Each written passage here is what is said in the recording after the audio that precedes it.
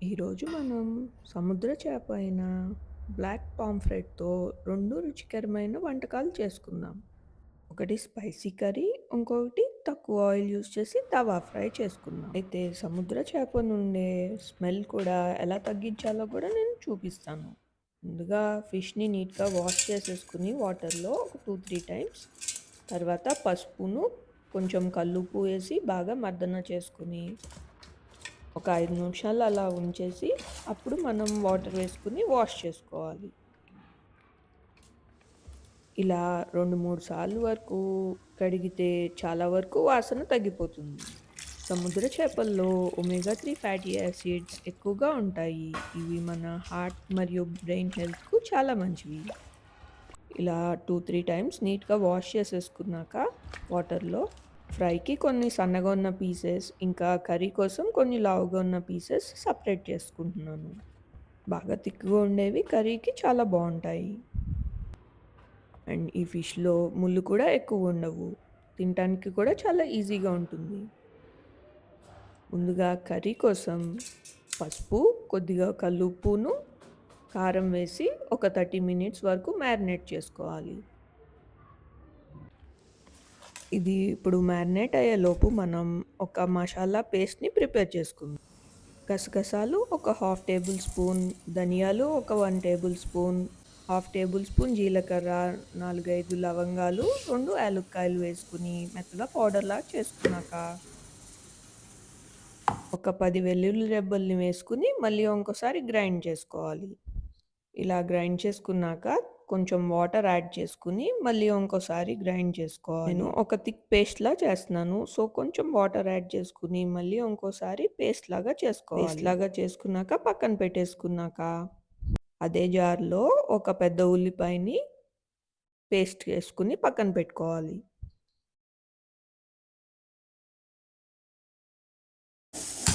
ఇప్పుడు stove on చేసుకొని ఒక పెద్ద కడాయిలో ఒక 2 టేబుల్ స్పూన్ల ఆయిల్ యాడ్ చేసుకొని, ఆయిల్ కొంచెం వేడెక్కినాక ఒక హాఫ్ కప్ ఫైన్‌గా చాప్ చేసుకున్న ఆనియన్స్‌ని యాడ్ చేసుకొని, 4, 5 పచ్చిమిరపకాయలు, ఇంకా కొంచెం కరివేపాకు కూడా యాడ్ చేసుకొని బాగా మిక్స్ చేసుకొని, ప్రిపేర్ చేసుకున్న ఆనియన్ పేస్ట్ కూడా వేసుకోవాలి. ఉల్లిపాయ ముక్క కొంచెం మెత్తపడ్డాకనే మనం ఈ ఆనియన్ పేస్ట్‌ని వేసుకొని బాగా మిక్స్ చేసుకోవాలి.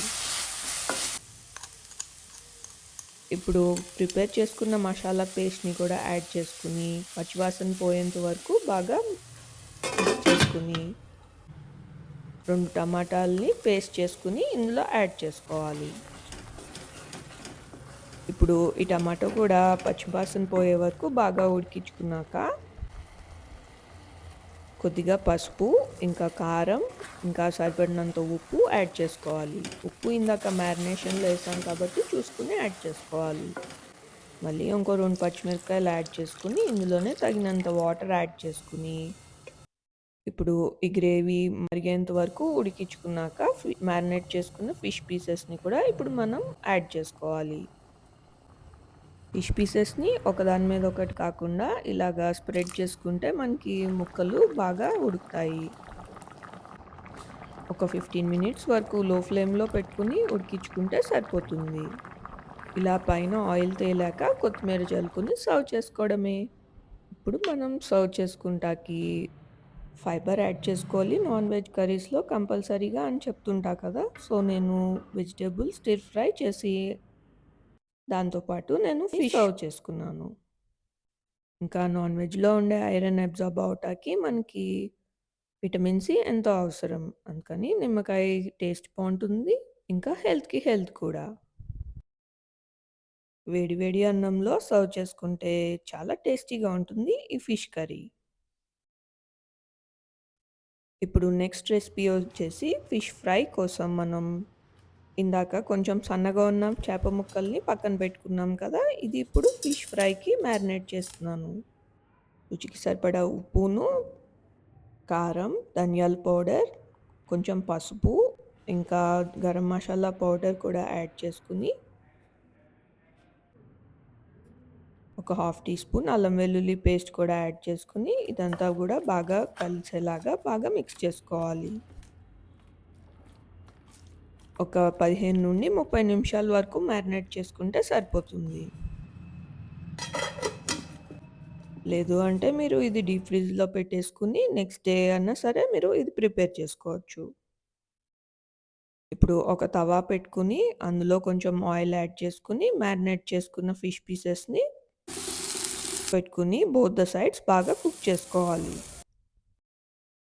పైన కావాలంటే కొన్ని పచ్చిమిరపకాయలు, ఇంకా కొంచెం కరివేపాకు వేసుకుంటే టేస్ట్ బావుంటుంది. కరివేపాకు ఫ్లేవర్ ఫిష్ ఫ్రైలో చాలా బావుంటుంది. అంతేనండి. 2 వైపులా కుక్ చేసుకొని ఇలా సర్వ్ చేసుకుంటే ఎంతో టేస్టీ ఫిష్ ఫ్రై రెడీ అయిపోతుంది. మీరు కూడా తప్పకుండా ట్రై చేయండి. ఈ రెసిపీస్ నచ్చినట్లయితే లైక్ చేయండి, షేర్ చేయండి. ఇంకా ఇలాంటి హెల్తీ రెసిపీస్ కోసం సబ్స్క్రైబ్ చేసుకోండి. Thanks for watching.